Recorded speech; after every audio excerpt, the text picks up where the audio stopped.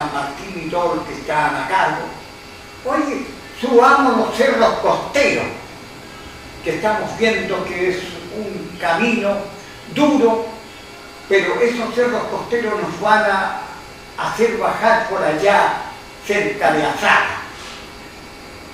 Es exactamente la caminata del 7 de junio.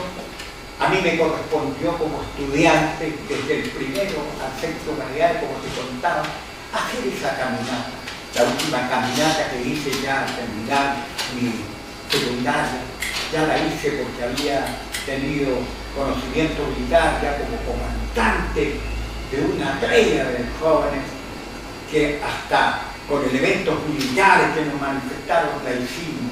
Cantaba el himno que estábamos escuchando recién.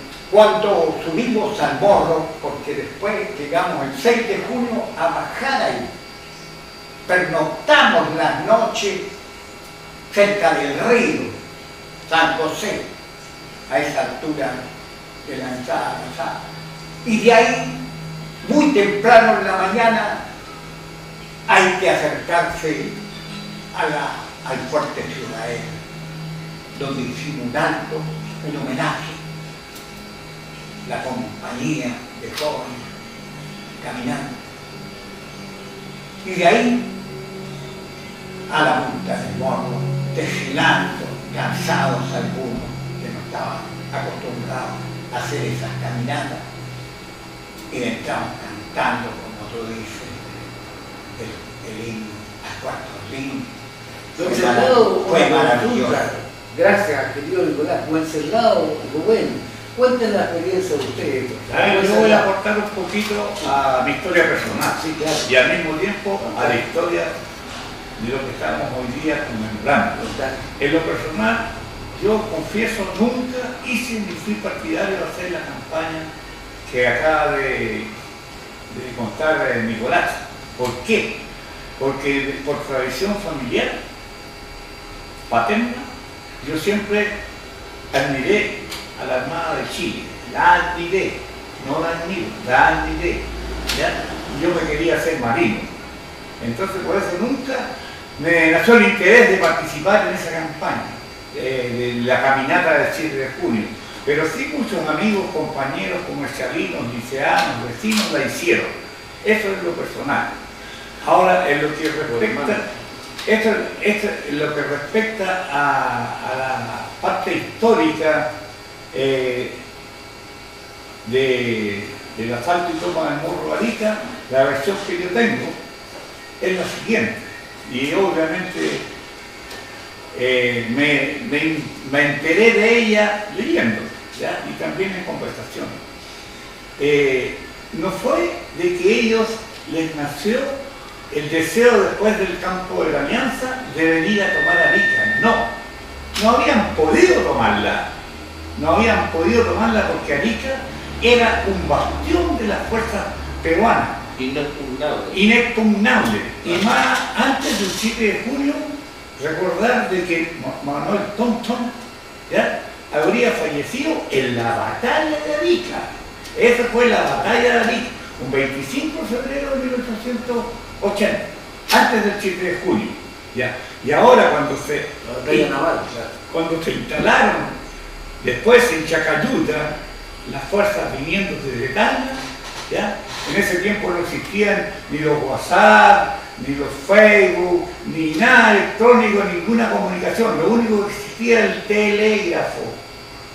Y a través del telégrafo hubo una comunicación entre el ministro de la Guerra, Rafael Sotomayor, y el coronel Pedro Lago, que estaban instalados ahí en Chacayuta, donde el ministro de Guerra, por amistad y habiendo sido condiscípulo de un señor Begelin, de la entrada del Valle de Azapa, que después fue suegro de un señor Mozó, de ahí nació la familia Mozó-Begelin, cuya ascendencia no se sabía si era francesa o inglesa por el apellido. Entonces Rafael Sotomayor habló con Begelin, ¿ya? Y Begelin le dio toda la información para porque ya habían descartado el ataque frontal por el morro, habían descartado, como dice Nicolás, hubo una estrategia de bordeamiento, pero por detrás de los cerros que dan hacia el lado, ¿cuánto se llama? Sur, dan hacia Utah, ¿ya? Hacia Utah, ese cordón donde está el Cerro Chuño. Entonces, y ahí nació la táctica de esa época, o sea, se decidió la táctica de esa época de que todas las fuerzas se fueran por detrás del cerro y dejaron ahí en Chacaluta unos bivacos, unas fogatas para que los peruanos vieran de que sí, ahí están los chilenos, no hay problema. Entonces se fueron y se descolgaron con las coordenadas vía, ¿cuánto se llama? Telégrafo que le mandaron por intermedio de Begelin, ¿cuánto se llama? El ministro de Guerra Sotomayor, se descolgaron en Azapa e hicieron el ataque por la parte este del Morro de ahí.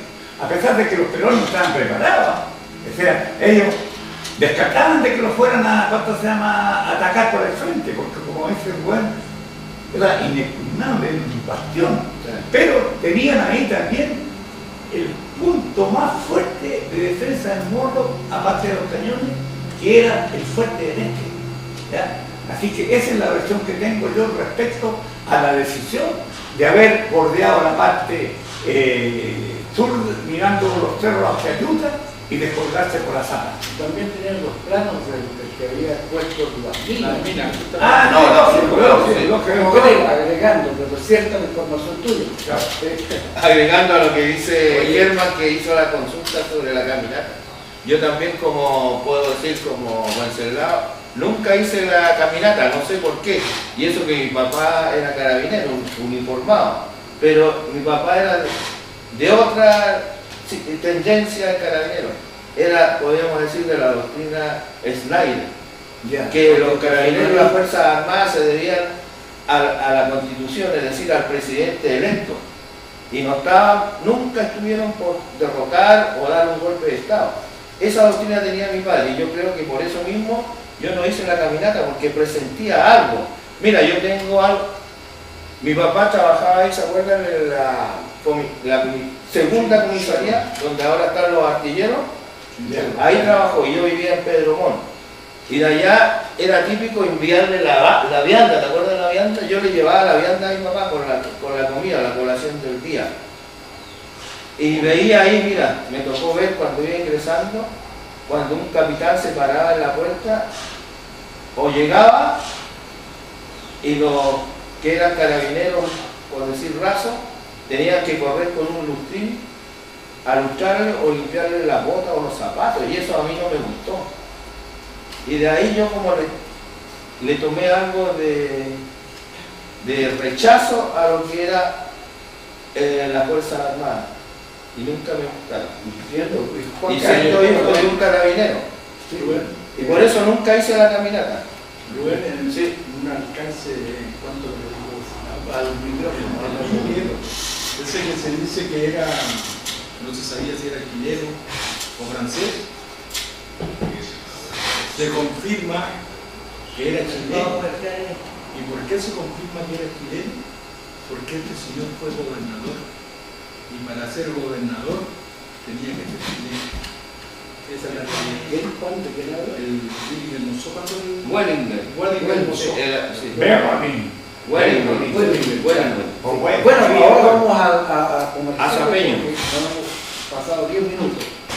Volvemos dentro de poco, queridas y queridos doctores. Oye, yo. Oye,